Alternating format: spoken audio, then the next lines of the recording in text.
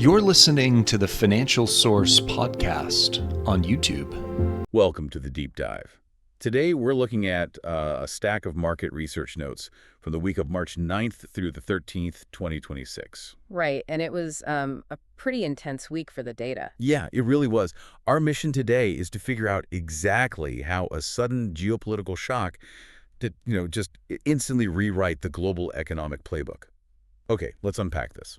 So looking purely at the timeline laid out in the intelligence reports, the catalyst here happened on February 28th. Right, 2026. Exactly. Coordinated U.S. and Israeli strikes in Iran resulted in the assassination of Supreme Leader Ayatollah Ali Khamenei.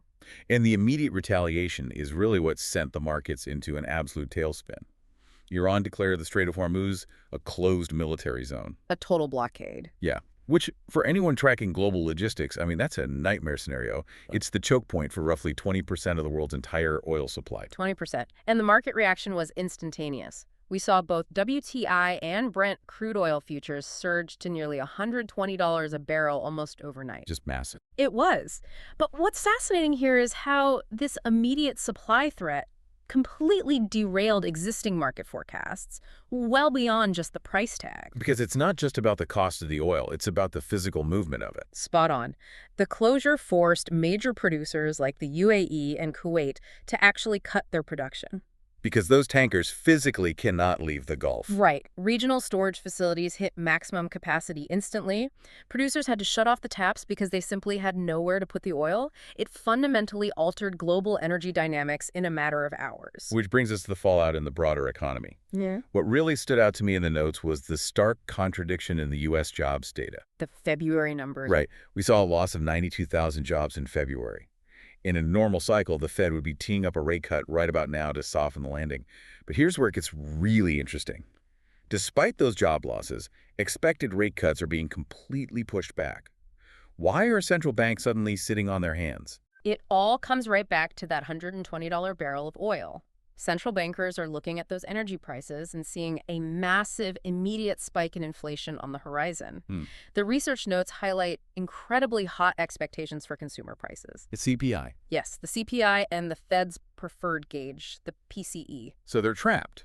They can't stimulate the economy without throwing gasoline on the inflation fire. Precisely. And it's a global phenomenon. The Fed, the European Central Bank, the Bank of England, even Turkey's central bank, the CBRT, they are all abandoning their planned rate cuts. Just dropping them. Yeah, they've adopted a very tense wait-and-see approach. Until they know how long this military closure will last and how severe the supply chain bottlenecks will get, their hands are completely tied. Now, while the West is dealing with this sudden energy-driven inflation shock, the contrast with China's current strategy is pretty revealing. A totally different picture. Yeah, the notes cover their recent two sessions meetings, where Beijing set their 2026 GDP growth target at a relatively modest 4.5 to 5%. Their economic reality seems almost entirely disconnected from the Middle East crisis. It really is. If we connect this to the bigger picture, the divergence is stark. While Western nations are scrambling to contain supply-side inflation, China is largely insulated from that specific pressure right now. Instead, they were fighting subdued domestic demand. So to keep their growth engine running, they're looking outward. Exactly. They are aggressively pushing exports to compensate for the sluggish domestic market. The data shows massive outbound shipment growth in specific tech sectors. The chips. Yes. Exports of chips and integrated circuits are up 26.8%, and new energy vehicles are up an incredible 50%. They are flooding the global market with high-tech goods while everyone else is stressing over crude oil. So what does this all mean? Well, for you listening, it's the ultimate reminder of how deeply interconnected your wallet is with the rest of the world.